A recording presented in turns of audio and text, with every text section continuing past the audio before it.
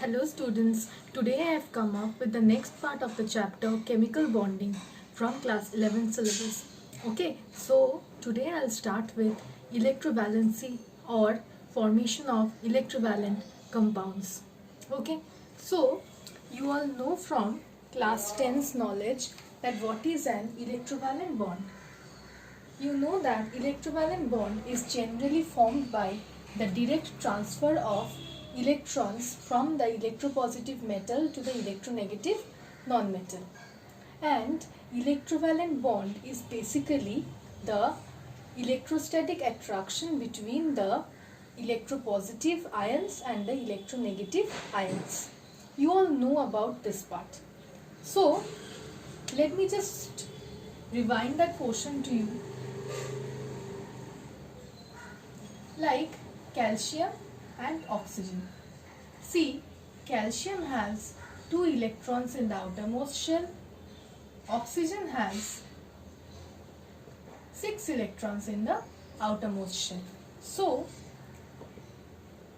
if calcium will donate or transfer 2 electrons to oxygen, then it will have 8 valence electrons, and oxygen, after gaining 2 electrons, will now have 8 valence electrons. So both calcium and oxygen will gain the stability. So after losing 2 electrons, calcium will have a +2 charge and oxygen will have a 2- charge. They will form calcium oxide. Now let's come to another molecule like Mg3N2, magnesium nitride. In that case, magnesium, nitrogen, magnesium, nitrogen and magnesium. Okay, so magnesium has 2 electrons in the outermost shell, whereas nitrogen has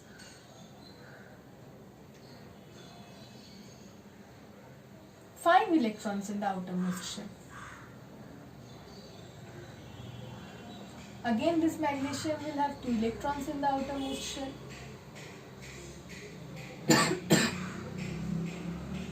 Nitrogen will have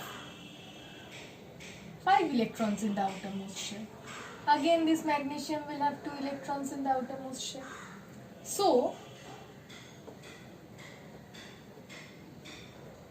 this magnesium, on donating the 2 electrons to nitrogen, it will have 8 valence electrons and hence it will be stable.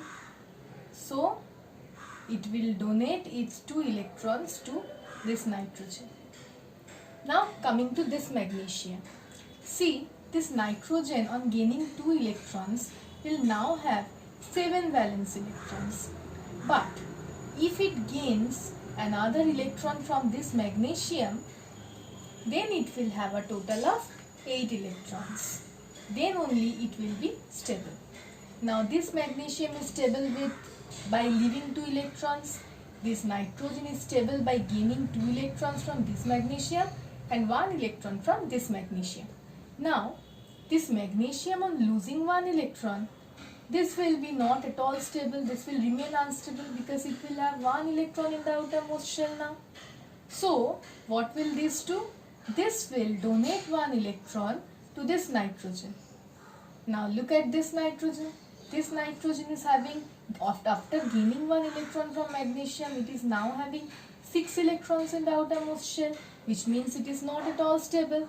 It has to gain 2 other electrons to complete its octet.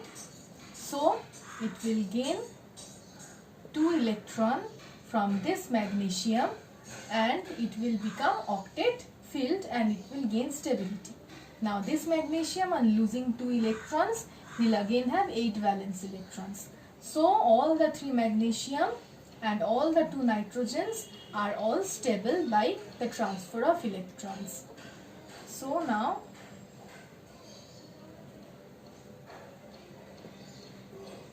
Mg2 plus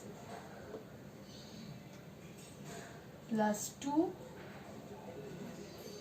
N3 minus.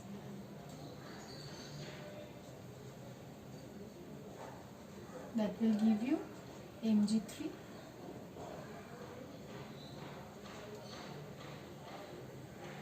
Okay. So this is the case for electrovalent bonding. Okay.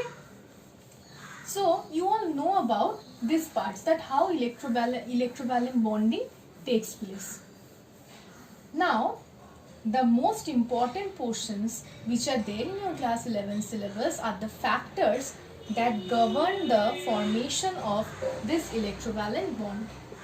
So let me give the heading, electrovalent bond.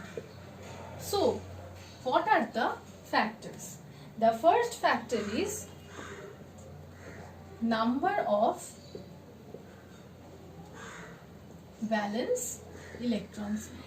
Yes, this has to be the factor, because if you don't know the number of valence electrons of the metal or the non-metal, then how will you know that how many electrons are transferred from the metal to the non-metal to gain stability?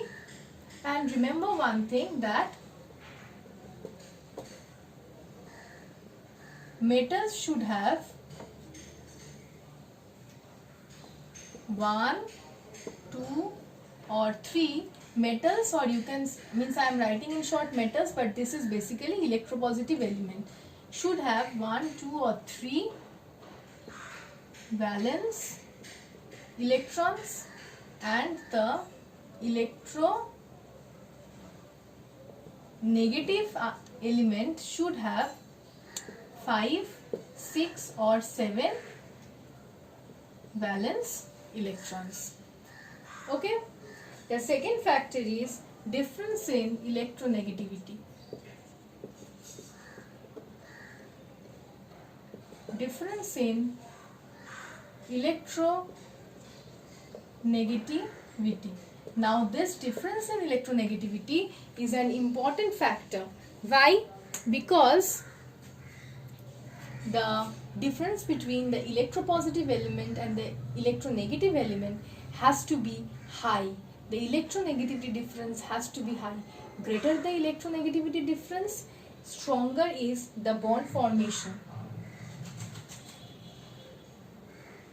The third factor is the size of the ions.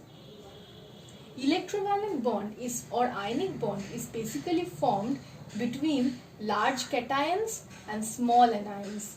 The anions has to be small and the cations has to be large.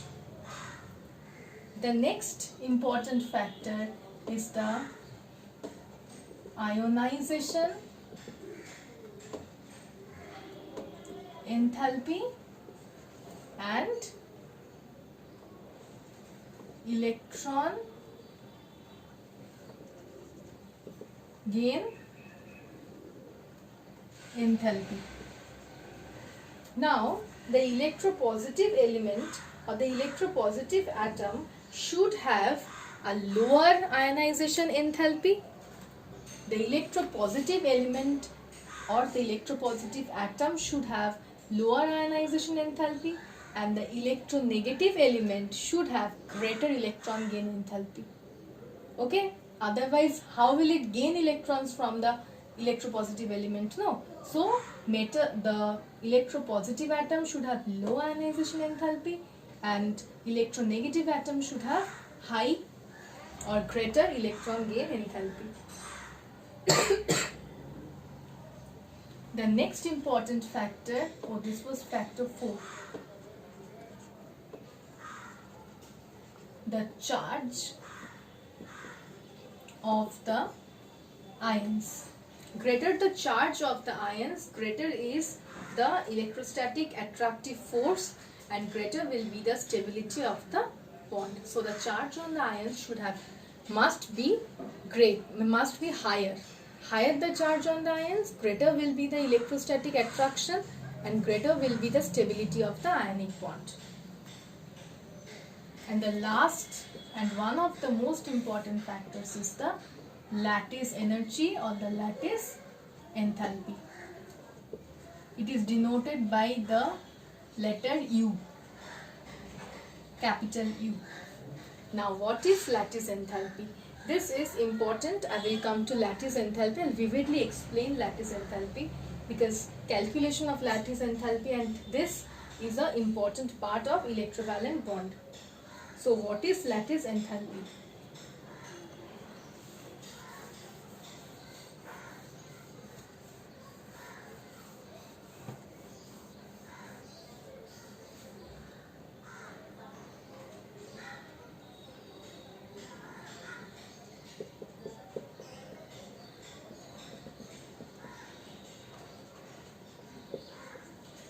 Okay, so lattice enthalpy is nothing but it is the amount of energy which is released when 1 gram formula mass of an ionic compound is formed by the close packing of the oppositely charged ions.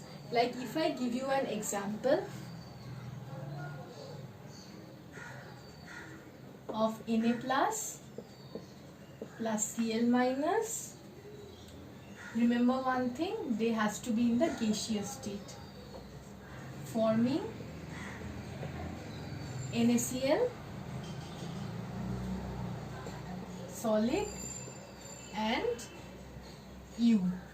So U is the, or lattice energy or lattice enthalpy is the amount of energy which is evolved or released when the oppositely charged ions, they closely pack with each other in order to form an ionic compound. Remember, 1 mole of this ionic compound or 1 gram formula mass. Okay, so if I take this as a general formula, general formula has to be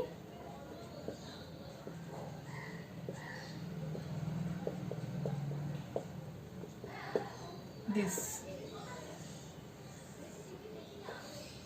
Okay, so lattice enthalpy is the amount of energy which is evolved when the oppositely charged ions, the positive and the negative in the gaseous state, they closely pack or combine with each other to form an ionic compound. Okay, now this lattice energy is dependent on mainly 2 factors. This is directly proportional to the charge on the ions. Now, greater the charge on the ion. See, this is Na plus and this is Cl minus. Okay, so the charge on the ions is +1, -1. Okay. Now, if I come to the formation of calcium oxide, so calcium oxide will be formed by Ca2 plus O2 minus. So, the lattice energy for CaO will be greater than the lattice energy for NaCl. Why? Because the charge on the cation as well as the anion is greater than that of the charge of the cation and the anion of NaCl. Okay, so this is directly proportional to the charge on the ions, and you can say product of the charge on the ions. So this is the first factor, and the second factor is it is inversely proportional to the distance between the oppositely charged ions in an ionic compound. Ions means one will be cation and the other will be anion. Okay, so it is inversely proportional to the distance between the cation and the anion. So, larger the distance between the cation and the anion, lesser will be the lattice enthalpy or lattice energy. Okay, So lattice energy is directly proportional to the product of the charge on the ions, and it is inversely proportional to the distance between the ions. Now, how is the distance between the ions governed or found out, or you can say on what factor does the distance between the ions depend? Now, the distance between the ion depends on an important factor, which is basically the size of the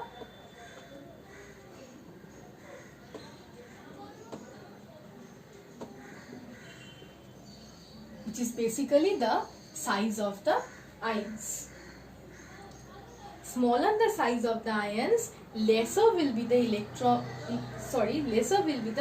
internuclear distance, and thus the lattice enthalpy is great, means large lattice enthalpy. Means if the ions are small, if the ions are of smaller size, so the internuclear distance will be less. Whereas if the ions are of bigger size, the internuclear distance will be more. Okay. Smaller size of the ions means internuclear distance is less. Bigger size of ions means internuclear distance is more. So, smaller the size of the ions, lesser will be the internuclear distance. So, you know very well that when the ions are closer to each other, then they will form a stronger bond as compared to the condition when the ions are far apart from one another. So these two ions are closer to each other because they are of smaller size. So the internuclear distance is less, they are closer to each other, and hence the lattice energy is large for smaller size of ions. But for larger size of ions, the internuclear distance increases, the distance between the ions is more, and the lattice energy or lattice enthalpy decreases. Okay, so these are the two factors on which the lattice energy is dependent. Okay, it is inversely proportional to the distance between the cation and the anion, and directly proportional to the product on the ions. Okay, now the factor is, or you can say, you can ask a question that how the lattice energy is calculated. See, lattice energy cannot be directly calculated. It cannot be directly calculated, but still the theoretical value of lattice energy can be calculated by an equation which is known as the Born-Landay equation. The Born-Landay equation. Okay, so according to this equation, lattice energy is equal to minus A into E square into Z plus into Z minus into N whole divided by R into 1 minus 1 by N. This is the Born-Landay equation, where U is the lattice enthalpy. Okay, A is the Madelung constant. Now, Madelung constant basically depends on the arrangement of the ions in a crystal lattice. Now, okay, you all don't know what is a lattice. After showing this equation, I will just show you that what is a lattice. I will just show you that. So, Madelung constant basically depends on the arrangement of ions in a particular lattice. E is the charge of electron, Z plus charge on cation, Z minus charge on anion, N is the Avogadro number, and R is the interionic,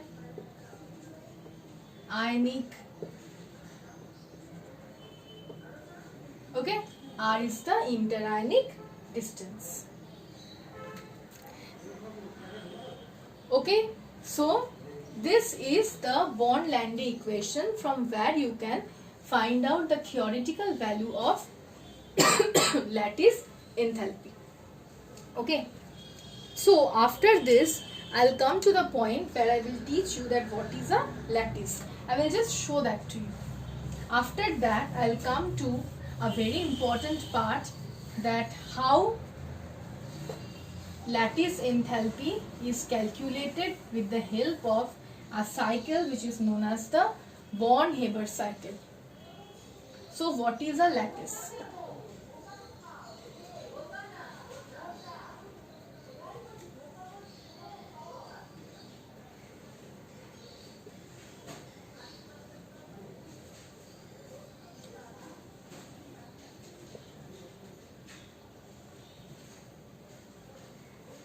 Now, what is a lattice?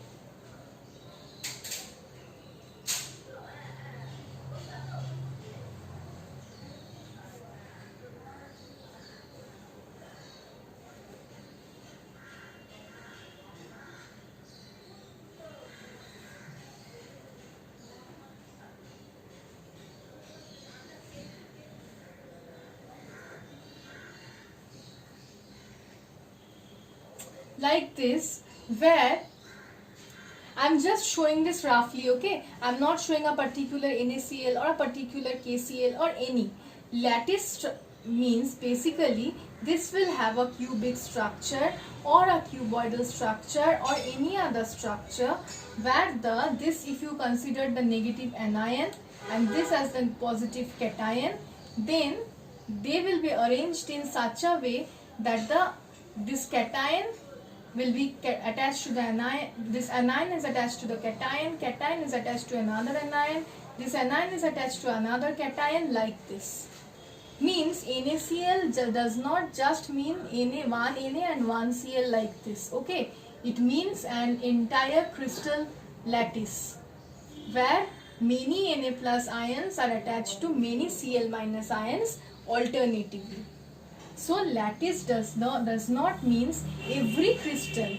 NaCl, if you see NaCl crystals, the crystals are having a particular shape.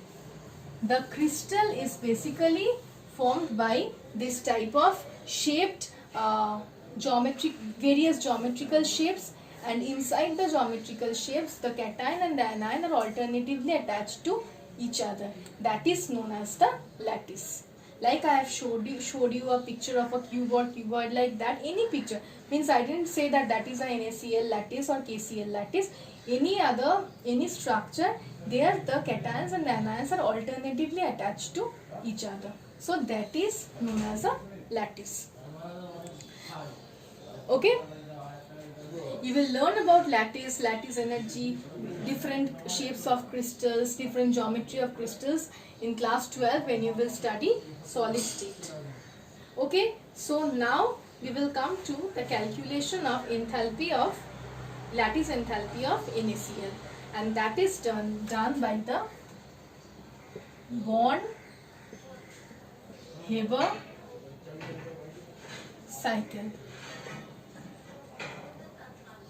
So, Born-Haber cycle is basically a method of calculation of lattice energy which is based on the Hess's law.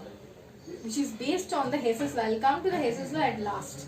Which is based on the Hess's law, and Born means Max Born and Haber means Fritz Haber. These two scientists together proposed that how Born-Haber cycle can be, how lattice energy can be calculated by Born-Haber cycle based on the Hess's law calculations. So let's come to the calculation of lattice energy of NaCl. I will just show you how lattice energy is calculated, means of NaCl is calculated. First, let's come to the standard enthalpy of formation. There are certain terms which are important. First, I'll tell you the terms, and then I'll show the cycle. What is the term? The standard enthalpy. The standard enthalpy of formation, and this can be denoted by del HF naught. Okay, so what is it? See, Na and Cl can be directly combined to form NaCl. So this is the heat evolved at 25 degrees Celsius and 1 atmospheric pressure for the direct combination of Na with Cl forming NaCl. Like Na solid and half Cl2. Why half Cl2? Because in Cl2 molecule there are 2 Cl atoms, but in NaCl only 1 Cl atom combines. So half Cl2, giving you NaCl solid. The del HF naught will have a specific value, okay, for NaCl. I am not writing the values because values are not that important. Those values will be, if you are asked to calculate, then those values will be given in your exam only. So this is the first term, the standard enthalpy of formation. Now I will come to the various other terms. Like, see, NaCl, for forming NaCl, Na has to first be converted from solid Na to gaseous Na.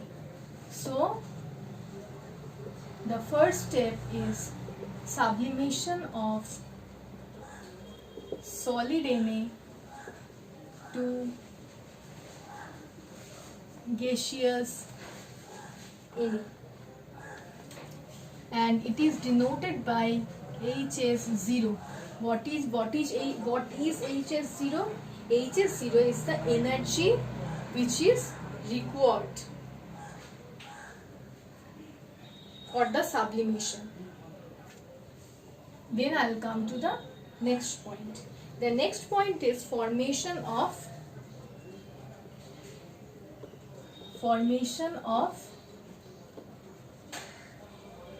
gaseous Na plus ion. Formation of gaseous Na plus ion. You know very well that when Na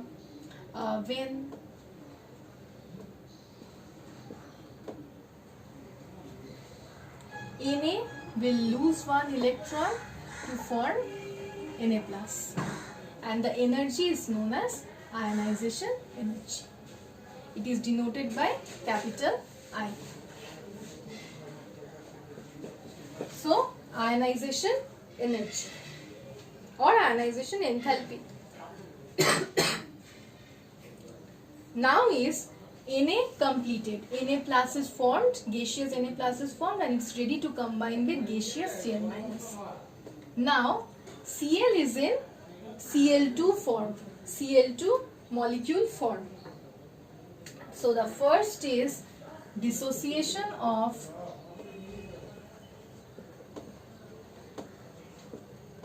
Cl2 molecule into Cl atoms, and this energy which is required to break the Cl2 molecule into Cl atoms is known as dissociation energy, which can be denoted by D or del H D naught. So it's better I have denoted it by D only. Or you can write, if you say the dissociation energy, then it is D. If you say dissociation enthalpy, then it is del H D naught. See, there are Cl molecule will have 2 Cl atoms, but in NaCl we need 1 Cl atom. So half of Cl2 will give you 1 Cl atom. Okay, that's why instead of del H D naught we write here half del H D naught, because the total dissociation enthalpy is required to break 1 Cl molecule into 2 Cl atoms. Dissociation of 2 Cl atoms require the del H D naught amount of energy, but dissociation into 1 Cl atom, formation of 1 Cl atom will require half of this del H D naught energy. So we write half of del H D naught energy in case of NaCl only. Okay, so this is dissociation of Cl2 is the next step. Next is formation of, obviously Cl minus ions has to be formed. Formation of Cl minus ions. You know that Cl will gain 1 electron to form Cl minus. So this is the electron gain enthalpy, which is denoted by, electron gain enthalpy is denoted by E. And the last part is, the last step is formation of the ionic compound NaCl from Na plus and Cl minus.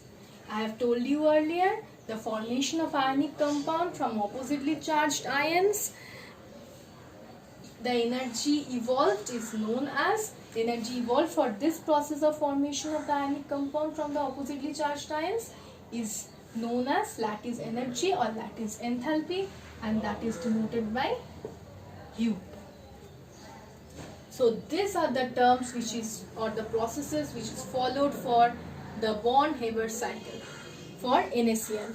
Now I will show you the Born-Haber cycle. Okay, so let's come to the Born-Haber cycle.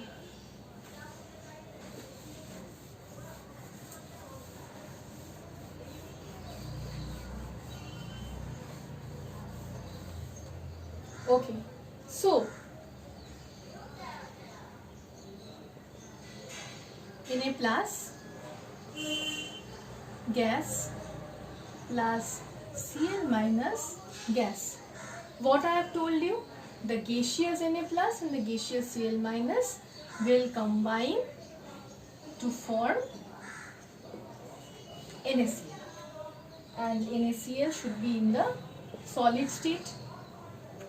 So the last step was the formation of Na plus, the formation of ionic compound from Na plus and Cl minus.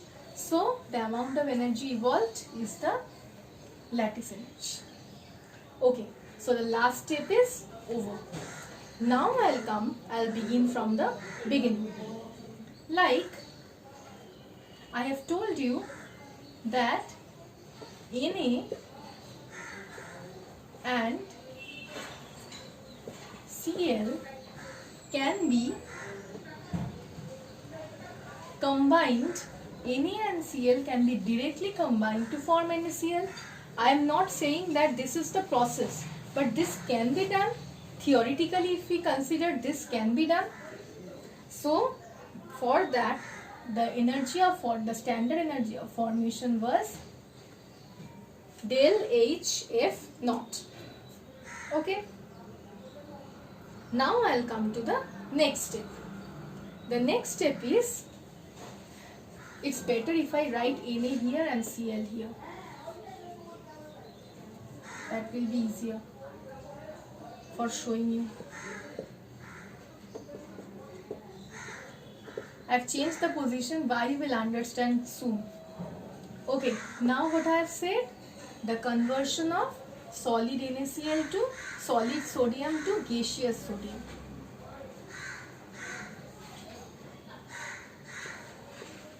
So this is done by sublimation, del HS naught, or you can write S also here. If you are saying the sublimation enthalpy, then del HS naught. If you are saying sublimation energy, then only S.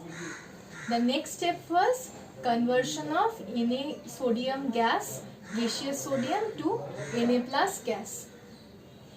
That was ionization energy.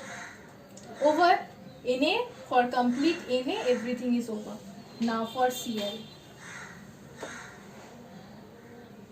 Cl solid to Cl gas. I am not writing here half, I am directly writing Cl gas like this. For that, I have showed you earlier why we are taking half del HD naught, where del HD naught is the dissociation enthalpy of for 2 chlorine atoms. But since we want only 1 chlorine atom, so half of that dissociation energy is required. Then the next step is formation of Cl minus gaseous from Cl gaseous. That is, the energy required is electron gain enthalpy. So this is the, and now see, Na plus and Cl minus gaseous will release the lattice enthalpy and form solid NaCl. So this is the Born-Haber cycle. Now the question is that how will you calculate lattice energy from this cycle? So now comes Hess's law.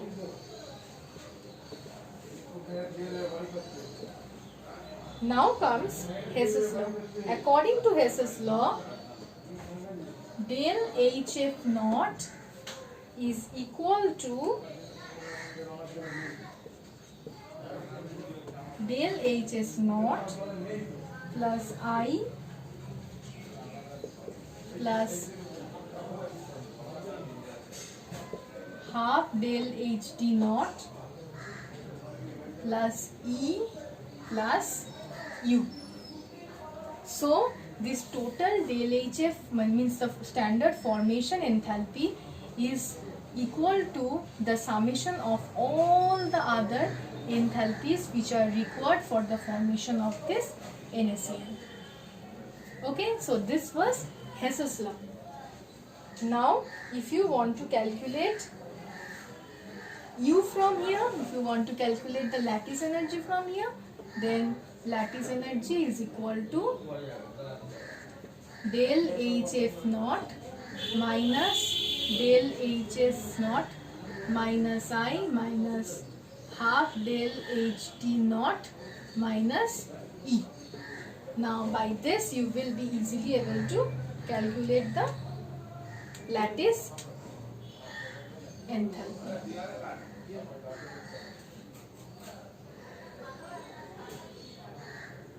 Okay, by this you can easily calculate the lattice enthalpy. Now certain points about lattice enthalpy is required. Means the negative value of lattice energy.